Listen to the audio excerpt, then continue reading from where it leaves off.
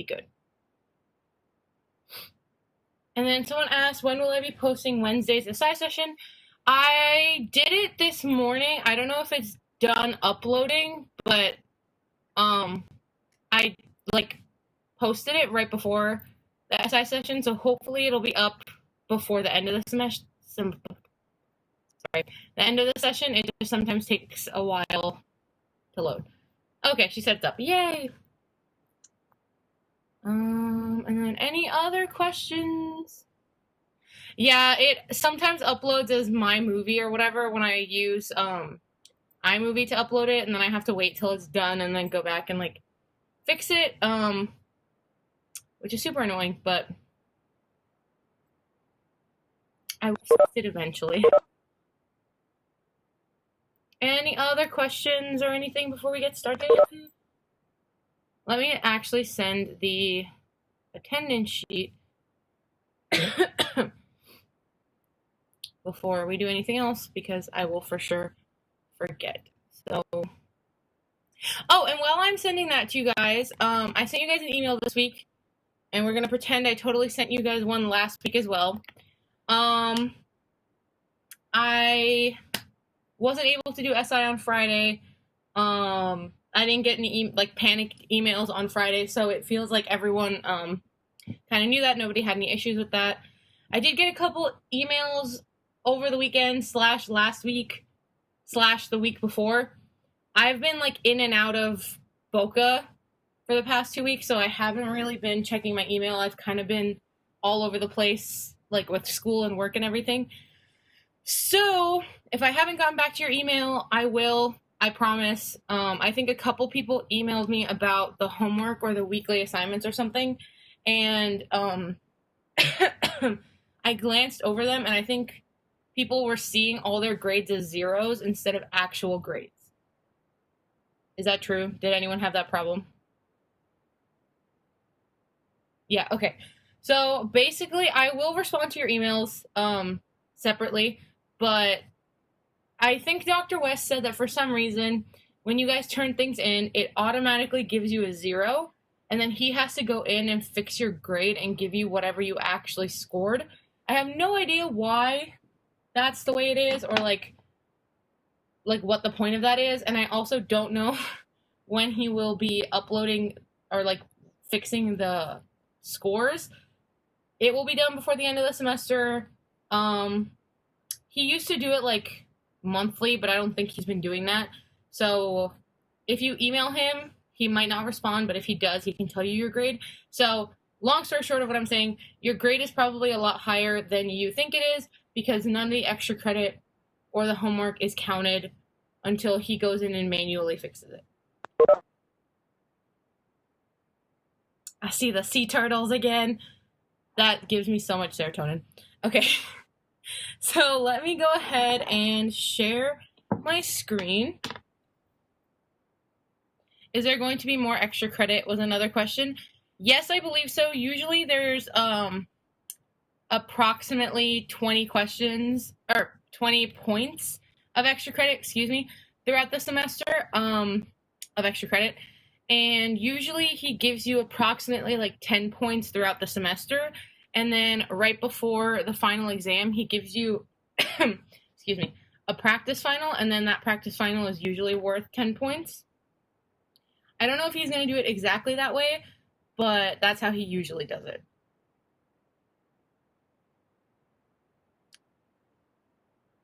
Okay, as far as the Orion grades, someone asked, only some of the Orion grades are uploading for them. Does he need to update that, or is it automatic? It's automatic, but Orion is really, really annoying sometimes, and it's very specific. So when you're going in and pressing submit, you can't just go into the Orion website and do it. You have to go through Canvas, answer the questions, and then click the back button, the home button, and then that will refresh your score. So if any of your scores are not popping up, email Dr. West, go in and do what I just said, and then email him again just to make sure there's no problems or anything with it. Actually, are all of your Orions due at the end of the semester, or are they due like periodically? At the end. At the end, okay. So then you don't have to email him multiple times. Just go in and try to do what I said.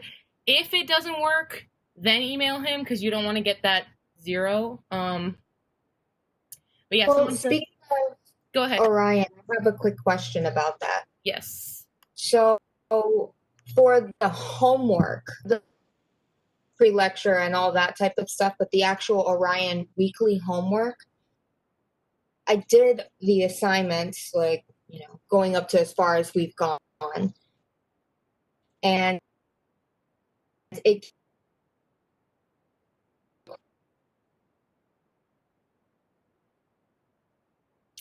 checked, and like, sure enough, I got some. You're cutting off a little bit. I'll give you a second because it says you like were kicked out or something. Okay, you're back. What was your question again? Hi. Okay, so the homework was saying I got a 0 out of 3, Mm-hmm. but I checked to make sure, like, did I get, and that wasn't the case. Mm-hmm. So should I go to Dr. West's office hours and see what he can do, or, because I think maybe it's a glitch in the system. Yeah, I think it's the same problem. Like, I think everyone's having that issue.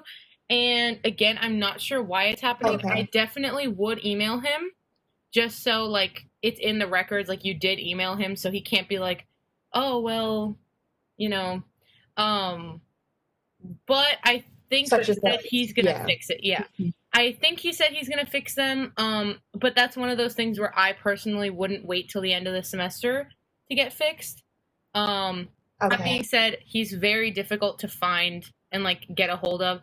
So if he doesn't email you right away, email the TA, and then if the TA doesn't get back to you, email me, and I'll try to like wiggle it into his mailbox or whatever. How do you say that? And then someone asked, "Is there a TA?" Apparently, you're very welcome. Apparently, there's a TA now. I believe the syllabus has been updated.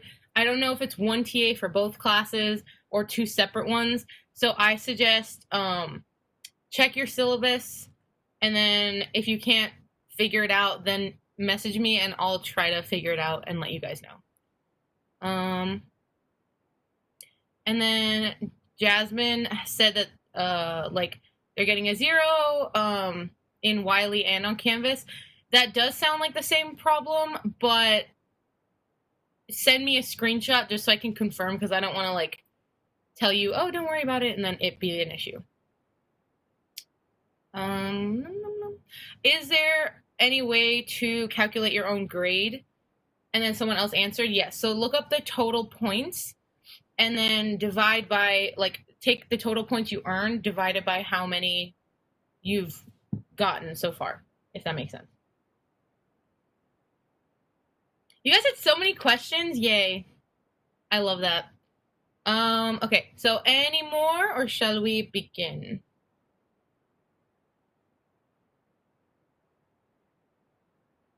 While I wait for an answer, literally, Bear is never this good. So it's all you guys. Isn't cute? Okay, sorry. Okay, let's get started. Can you guys see my screen yet? Let me know once you can. I'm going to go ahead and share it. Also, I'm sure you guys can hear it, but I'm super congested today. So if I sound like I'm dying, just ignore that.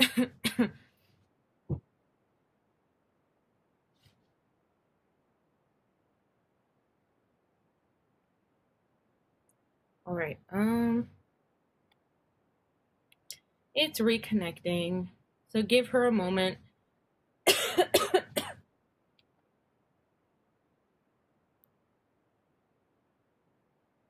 And this time I'm like at a stable Wi-Fi connection, like I'm at home. So I don't know why it's being so difficult, but let's give her one more minute to reconnect. Did you guys have any questions about what's it called? Like past sessions or like past material or anything? Someone said, do you clip the SI videos or do you just post the whole thing?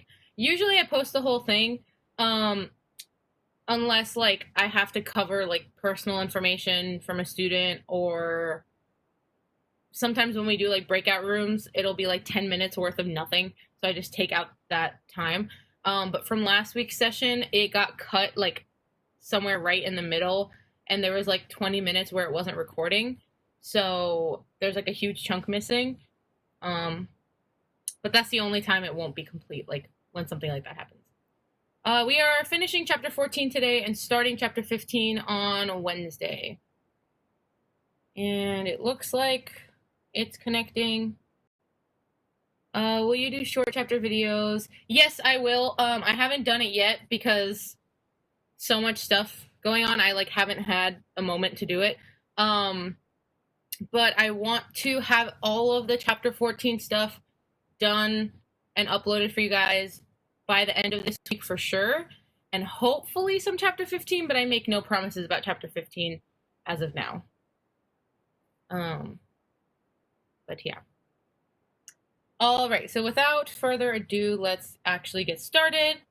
So we got through all of this last session. We also got through a couple of these, but the screen wasn't working, so I had to actually do them up on the board. Again, I'll post like little videos of that as well. But let's, for now, get into molecular orbital theory. So we already covered molecular orbital theory, so this is kind of a review. And we're just adding a couple new concepts that are like specifically for aromatic compounds or anti-aromatic compounds. For me, it's showing like a missing chunk from the screen. Is it doing that for you guys as well, or can you see like the whole thing? You see it? Okay, cool. As long as you guys can see it, that's all I care about.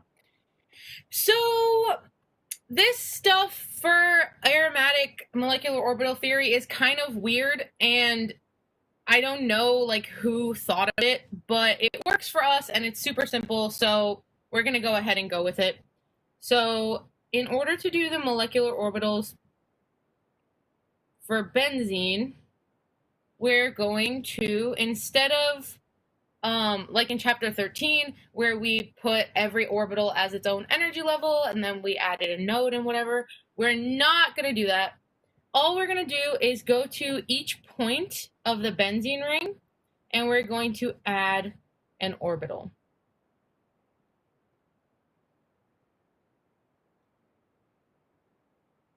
Like so. And so now, once we have this, we are essentially saying that this is the bottommost energy level, and then this one, and then this one, and then this one. So I'm going to draw the orbitals for benzene really quick. I'm just doing this to show you guys conceptual stuff. If you get confused, don't worry too much about it. It's not going to be like something he'll ask you about on the exam. It's just helpful to understand the concepts. Sorry.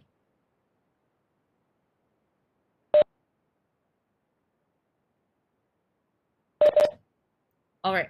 So as we know, each double bond contributes how many electrons? Pi electrons, I should say. 2. So each of these orbitals will have 1.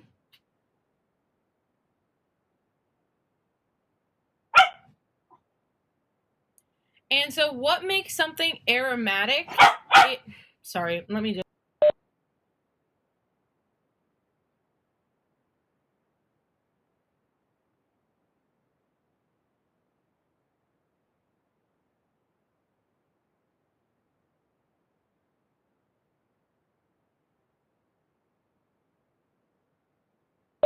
Sorry about that, he was being annoying.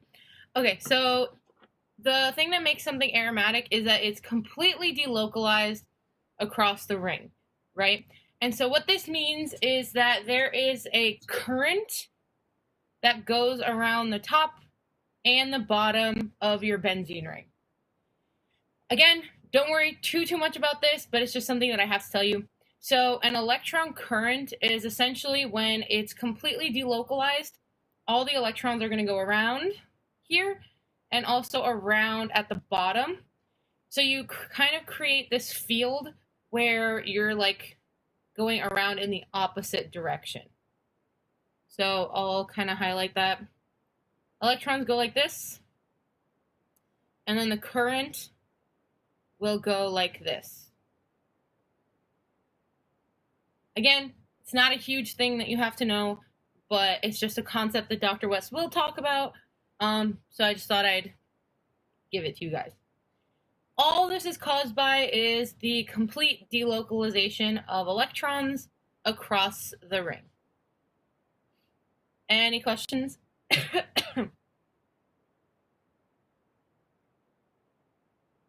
If not, cool. I'm just going to erase this because that's ugly. We don't care about that. Let's go on to the things we do care about. So how many orbitals do we have present in benzene? Hint, I've drawn them all out. 6, exactly. And we know that those are going to be both atomic and molecular orbitals, because when we talk about atomic, we're only talking about p orbitals. We have 6 and 6. And just as a reminder, we're talking about the ground state here. So we have 6 orbitals. How many pi electrons do we have? 6 again, exactly. And so now something different than last chapter is how we fill in these electrons. So I'm going to zoom in here. Last time we went and, don't write this down, I'm just showing you what we did last time. So last time we filled up each orbital completely before moving on to the next one, right? However, we do not do that this chapter. Instead, we have to fill up one at a time. And what I mean by that is you have to fill it up one energy level at a time. So it's kind of like Gen Chem, where you do 1, 2, you finish that energy level, you go up to the next one, and you do 1 in the first orbital, 1 in the second orbital, and then you go back to the first orbital, and then you finish up in the second orbital. For benzene in the ground state, it doesn't really matter because you end up with the same result, but you will get the question wrong if you don't understand that concept for other questions. Or for other molecules, excuse me. So, did that make sense what I just said about what order to fill up the orbitals? Yes, no, maybe so. Yes, okay, cool. So now we are going to go ahead and name these orbitals. So just like in chapter 13, it just goes pi 1, 2, 3, 4, 5, and 6. And no, it does not matter if you do 1, 2, 3, or if you do 1, 2, 3. As long as pi 2 and pi 3 are on the same energy level, doesn't matter which one's which. Because remember, this is just a naming convention that we have. Usually I go left to right just because that makes sense to me. So now we have to name, assign either bonding, anti-bonding, or non-bonding.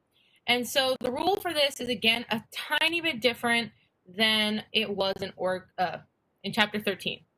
So in chapter 13, we said that if there was an even number of orbitals, we were going to just cut that in half, because we know that the number of bonding and anti-bonding orbitals has to always be the same, right? So let's say we had 4 orbitals like this. The bottom 2 would be bonding, and the top 2 would be anti-bonding. It's sort of kind of the same in this chapter, except instead of single orbitals, we want to think of energy levels. So instead of having an equal number of bonding and anti-bonding, you want to think of an equal number of energy levels. And so I'll explain what I mean by that. So you're always going to go to your diagram, and you're going to cut it in half like this, so that you have 1, 2 energy levels, 1, 2 energy levels. And so you know that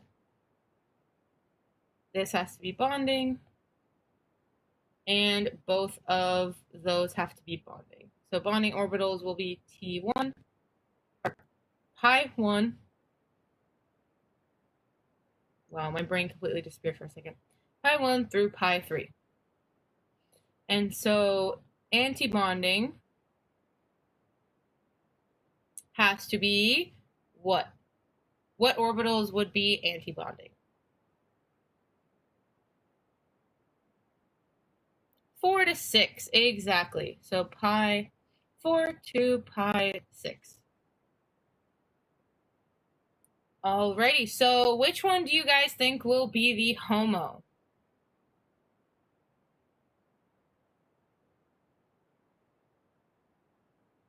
Pi 3, exactly. And that is because it is the highest occupied molecular orbital. And so then which one would be the LUMO? Pi 4, exactly. And I'm just going to put the stars here to indicate antibonding. I forgot to do that earlier, so that's my bad. All right, so one thing that's, again, different or kind of added on to Chapter 14 that you didn't have to know in Chapter 13 is something called degenerate orbitals. So I will write that here.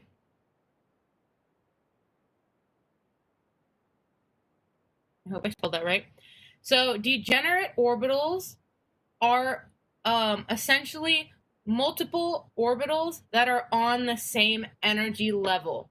So for example, 4 and 5 are degenerate orbitals, and so are 2 and 3. So once again, degenerate orbitals are multiple orbitals that are found on the same energy level. So in this case, how many pairs of degenerate orbitals do we have? 2, exactly. So we have 2 pairs. But how many degenerate orbitals do we have total? Exactly.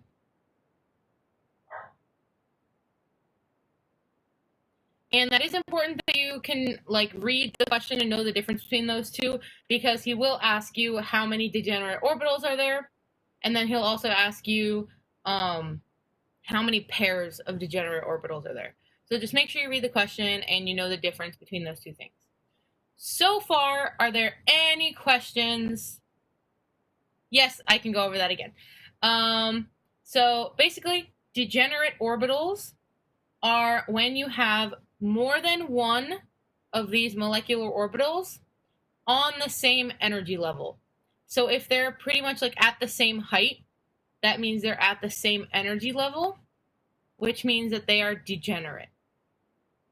So in this case, we have 2 pairs, because 4 and 5 are degenerate to one another, and 2 and 3 are degenerate to one another. So that's why we have 2 pairs. But if you asked how many degenerate orbitals are there total, you would have to count each one, so that would be 4. So another way you can say this is pi 2 and pi 3 are degenerate, and then pi 4 and pi 5 are degenerate. Make more sense? Cool, you are very welcome. Okay, so at this point, let's pause and fill up this table. So how many bonding molecular orbitals do we have? 3, exactly. How many antibonding? 3. How many non-bonding? 0, sweet. So how many bonding electrons do we have? And just as a reminder, bonding electrons are just any pi electrons that are found in bonding orbitals. So how many bonding electrons do we have? 2 people answered, but I want a couple more. Okay, perfect. So yes, you guys are all absolutely right. There are 6. And so how many antibonding do we have? 0. Awesome. And so if we had 0 non-bonding molecular orbitals, we know that we have to have 0 non-bonding electrons. So how many electrons are in the HOMO? 2. How many are in the LUMO? Remember, it's a ground state. 0, exactly. Perfect, perfect, perfect.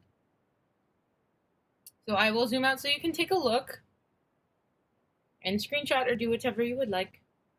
And then we are going to do the excited state.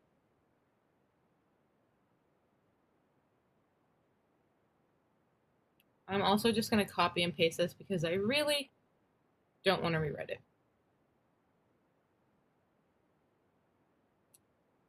I have a quick question. So you said that when putting the electrons in those the orbitals, Mm-hmm.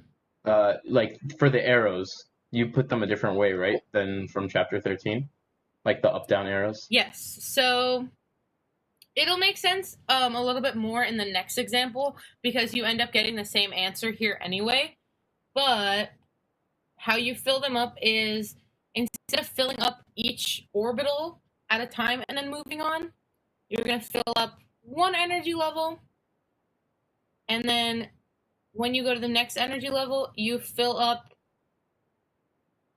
like, you go one by one.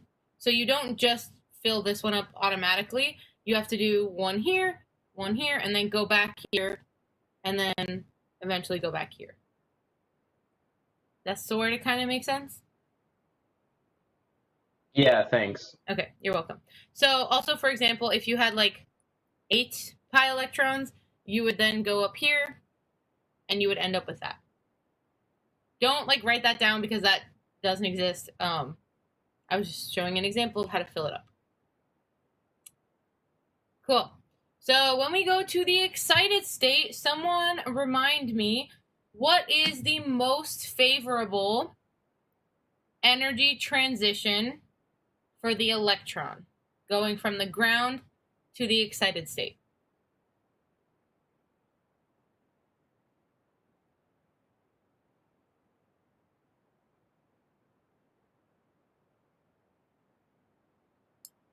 Cool. And I like that you guys said it in multiple different ways because that's exactly what I was looking for.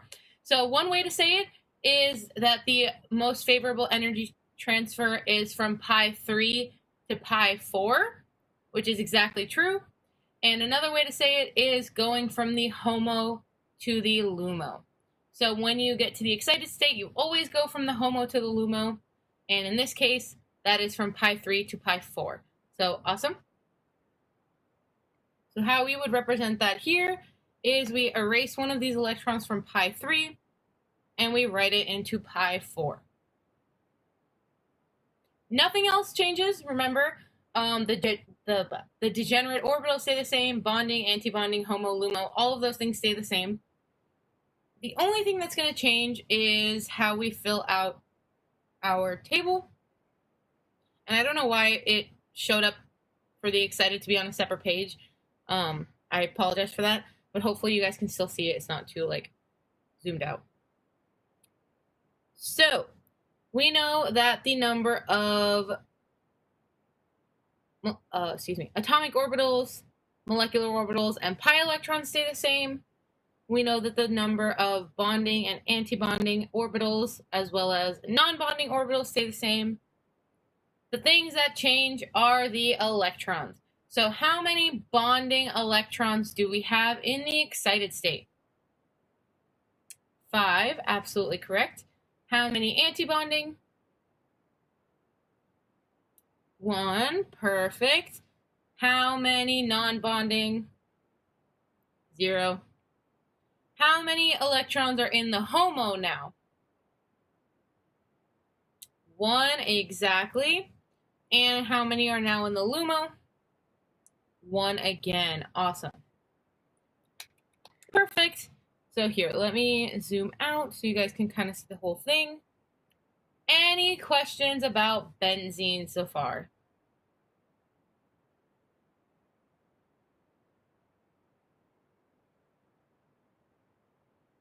I'm actually going to go ahead because it's bothering me like a lot.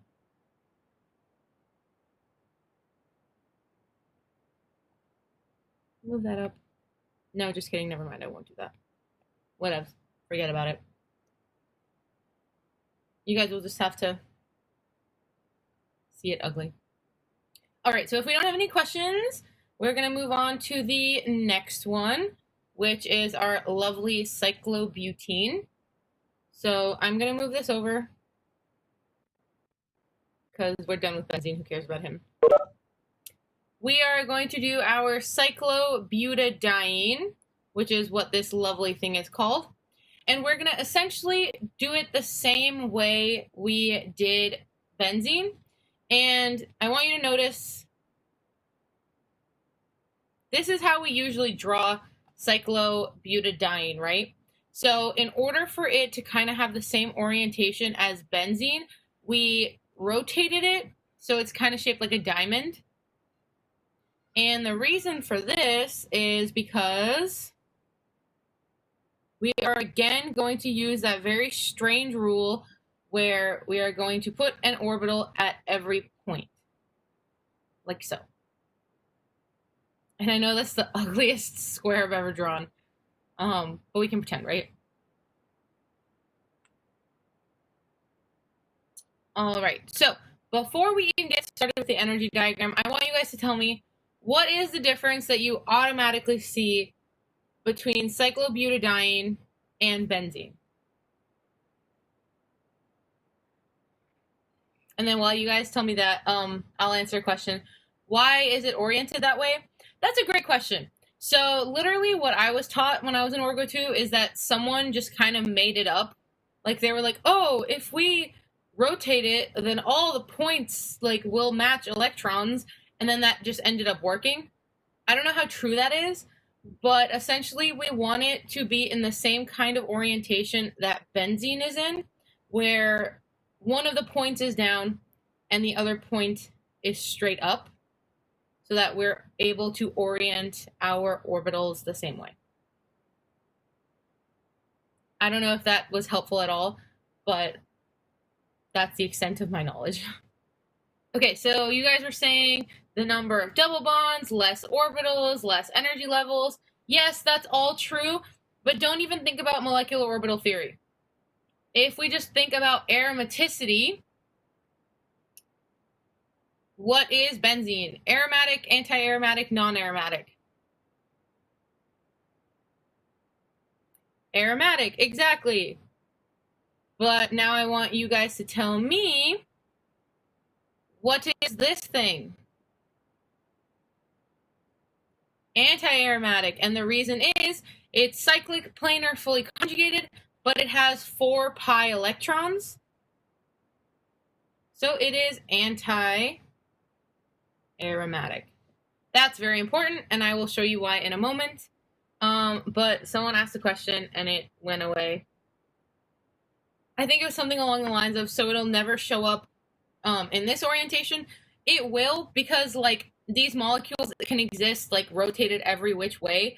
So usually when you get the molecule, it will look like this.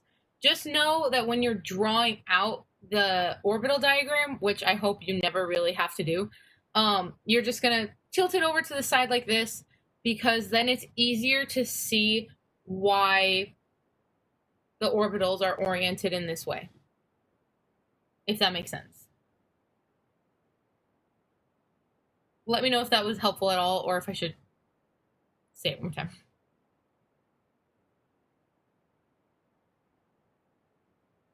Also, you're very welcome.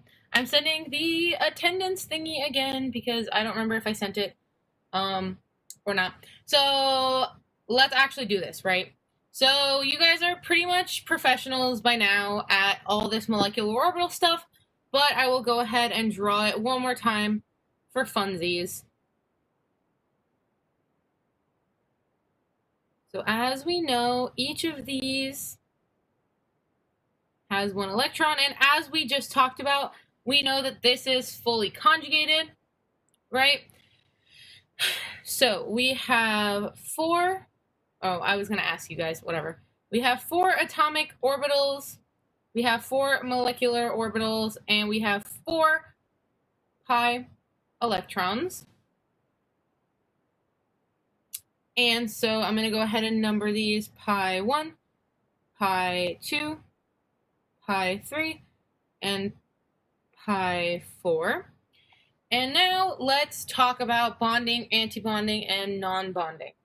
So how did I tell you guys that you should figure out what's what? And it's not even like a scientific way. Split it in half, exactly. So you're just going to take your sword and you're going to cut it in half like so. Oh, wait. What do we do now if it's cutting right... Oh, wrong tool. If it's cutting right into these orbitals, what do you think that means? Non-bonding, exactly. I told you, you guys are pros. You don't even need me anymore. So when this happens and you cut it in half, the orbitals that you cut are going to be your non-bonding orbitals. So I'm going to erase this just so there's no confusion. But pi 2 and 3 will be non-bonding. So then what do you think pi 1 is going to be? Bonding. And then so pi 4, any guesses? What do we think? Antibonding. So the rule that we did in chapter 13 still applies because we still have corresponding orbitals that are bonding and antibonding. They have to match. The thing that's different is now this whole energy level has to be the same. So if you have degenerate orbitals, all of the orbitals in that energy level have to all be either antibonding, they all have to be non-bonding, or they all have to be bonding. So the reason I'm stressing that so hard is because if you use the rule from chapter 13, we have 4 orbitals, right? So what we did last chapter is if we have an even number of orbitals, we split that in half. So then pi 1 and 2 would be bonding, and pi 3 and 4 would be antibonding. We're not doing that this time. You guys already knew it in the beginning, so I'm just stressing it just to make sure you guys know. Yes, and you already answered my next question. So pi 2 and pi 3 are going to be our degenerate orbitals. So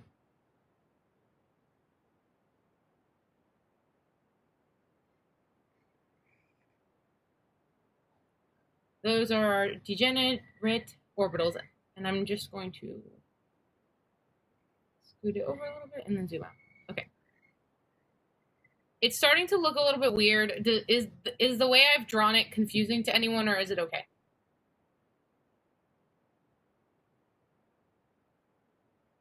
Looks good? Okay, cool.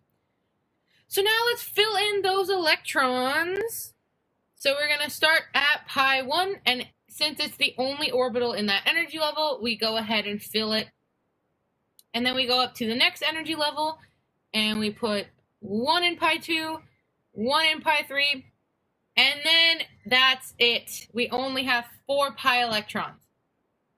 So this is an example where it's very important for you to, like, sorry, my bird is screaming in the background. I don't even know if you guys can hear that. But that's why it's very important for you to fill the orbitals in this way. So what do you think the difference is between having these half-filled orbitals versus the filled orbitals that we had in benzene? Any guesses?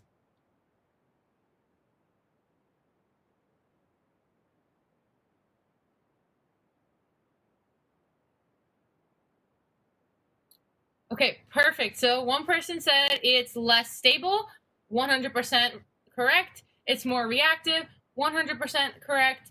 The HOMO and LUMO does look pretty different. You guys are correct. So, yay, thank you for answering. So basically, having a half-filled orbital is terrible, especially if you have 2 in the same energy level. It's really, really, really, really bad. And this is exactly why antibonding sucks so much. So antibonding is super unstable, super reactive, super terrible because of these half-filled energy levels. Or half-filled orbitals, aka half-filled energy level. And now the HOMO and LUMO look different too, because... Sorry, I got distracted because someone asked a question. Let me do this first and then I'll answer it. So the HOMO and the LUMO, again, remember, HOMO is the highest occupied molecular orbital. So it's not necessarily the highest completely full orbital, it's just the highest numbered orbital that has an electron in it. So which one do you guys think is the HOMO? Pi 3, exactly. And so which one do you think is the LUMO? Pi 4, sweet.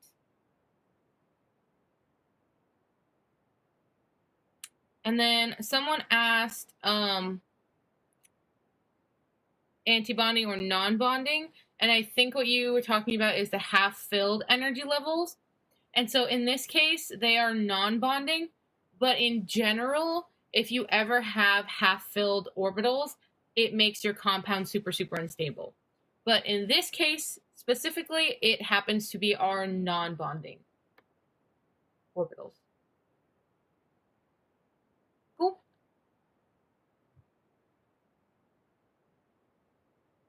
I'm going to take that as a yes. Okay, so any questions on what I've drawn in so far?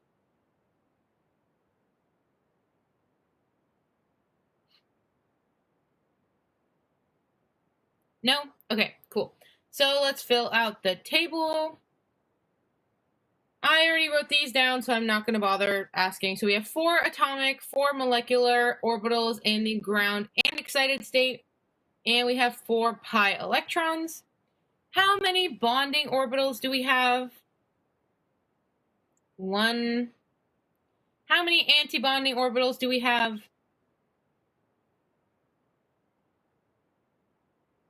1 again. Awesome.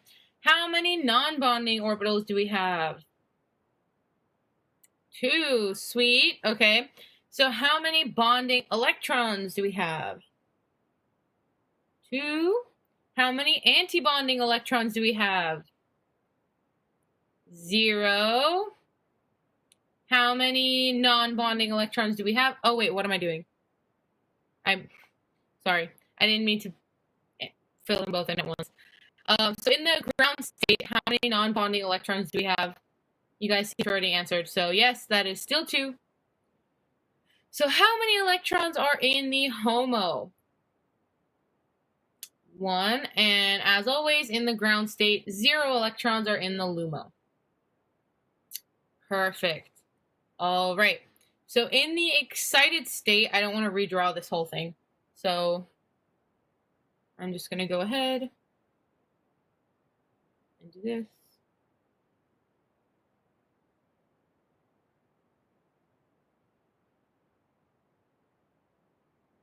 All right. So in the excited state, the only thing that's going to change is where our electrons are. So from the HOMO to the LUMO, 1 electron is going to move. So now, how many bonding electrons do we have in the excited state? Still 2, exactly, because we didn't touch this energy level. How many antibonding electrons do we have now? 1, precisely. How many non-bonding electrons do we have now? 1, perfect. Okay, and now I want everyone to answer these last 2. If the HOMO and LUMO didn't change, how many electrons are in the HOMO in the excited state? 0, perfect. And so how many are in the LUMO in the excited state? 1. Perfect. And so what was our electron transfer from where to where?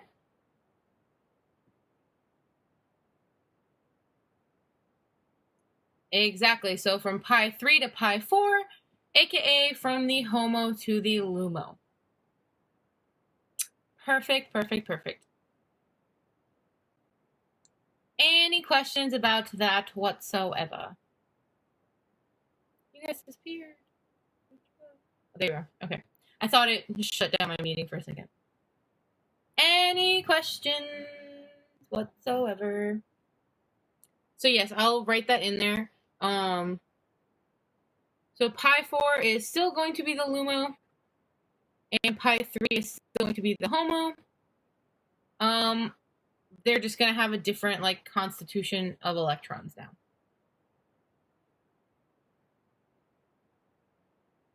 So last question, how many degenerate orbitals are there? 2. How many pairs of degenerate orbitals are there? 1. Perfect, perfect, perfect. Awesome, guys. So I'm sure a lot of people are wondering now, like, okay, cool, but like, what can he ask me on the exam? Right? So essentially, all he's going to ask you, or he could ask you, is what is drawn out here. And the last thing I want to cover, I know it's 1:50, but this is going to take like 30 seconds, so it's okay. The last thing I want to cover is I know some people were kind of upset or confused on the exam because I told you guys that essentially all he can ask you about is what we covered, right? And then there was a question about a pentadiene, pentadiene. And so that looks like, let me get a new page, like this.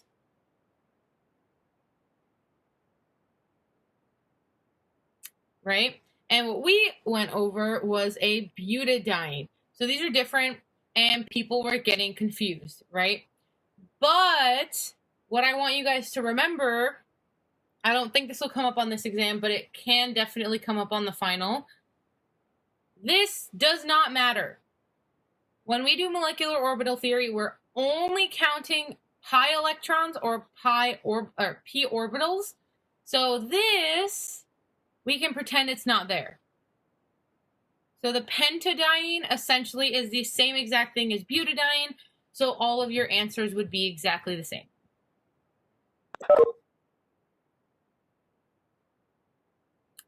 Any questions about that? Also, I love when someone asks a question in the chat and then someone else like jumps in and answers. That's my favorite thing. I love when you guys do that. And then, but I'll like repeat the question because you guys can't see the chat in the recordings. How many degenerate orbitals were in the excited state for the second problem? So here.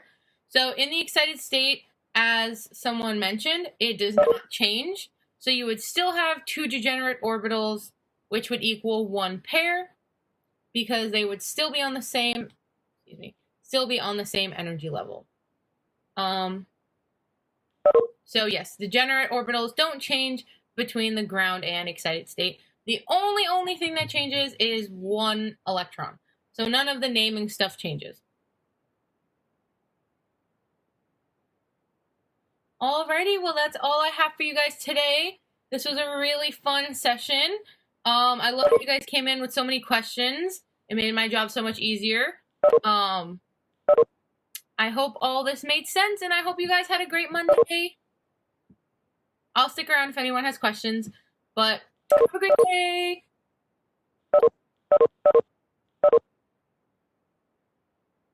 You're very welcome, everybody. Have a nice day. Air says goodbye, too.